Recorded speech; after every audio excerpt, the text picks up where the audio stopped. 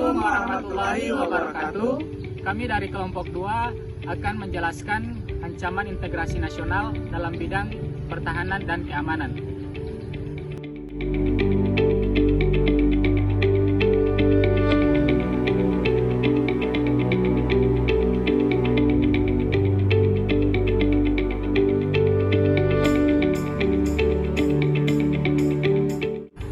Seperti yang kita tahu, Indonesia merupakan negara yang kaya akan keberagaman.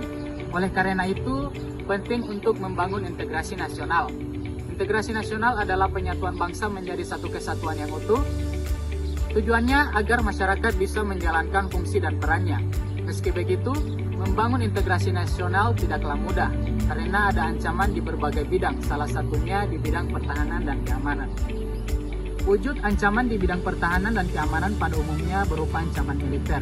Contohnya, ancaman integrasi nasional di bidang pertahanan dan keamanan adalah yang pertama agresi militer, kedua pelanggaran wilayah, ketiga aksi teror atau terorisme, keempat pemberontakan bersenjata, dan kelima spionis atau sabotase. Berikut ini penjelasan lengkap terkait contoh ancaman integrasi nasional di bidang pertahanan dan keamanan. Baik, yang pertama ada agresi atau invasi.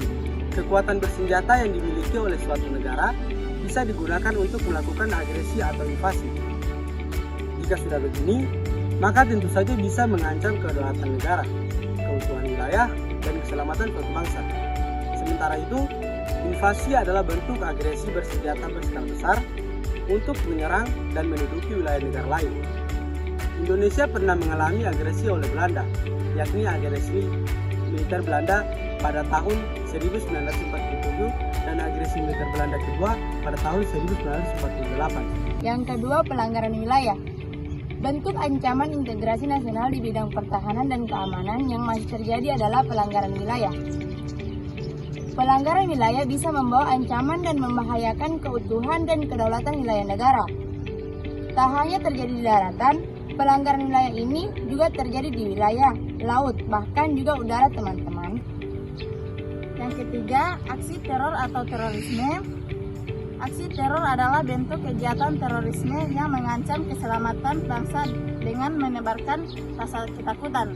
Selain menimbulkan rasa takut, aksi terorisme yang dilakukan ini sering menimbulkan beberapa korban luka dan korban jiwa. Yang keempat, pemberontakan bersenjata. Pemberontakan bersenjata adalah ancaman integrasi nasional di bidang pertahanan dan keamanan oleh pihak tertentu dalam negeri. Bangsa Indonesia pernah mengalami sejumlah aksi pemberontakan bersenjata yang dilakukan oleh gerakan radikasi seperti DI dan PII, PRI, Termesta, pemberontakan PKI, Madiun, dan G30 SPKI. Yang kelima ada spionis dan sabotase. Spionis merupakan salah satu ancaman militer yang dilakukan oleh negara dengan cara memata-matai negara lainnya.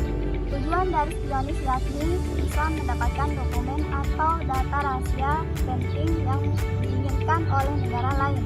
Sementara itu, sabotase merupakan tindakan pelanggaran yang dilakukan terhadap kerusakan instalasi dan objek vital.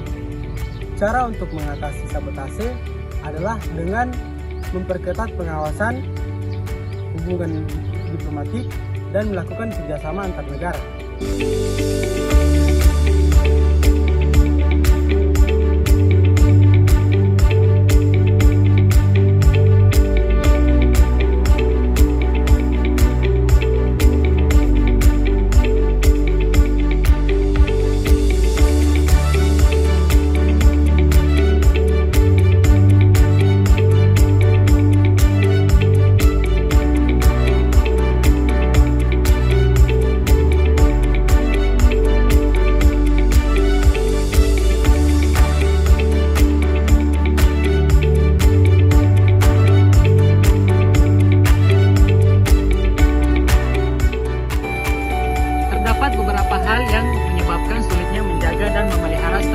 pertahanan dan keamanan.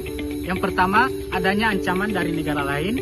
Kedua, kondisi ekonomi yang kurang kondusif. Dan yang ketiga, kurangnya peran aktif masyarakat.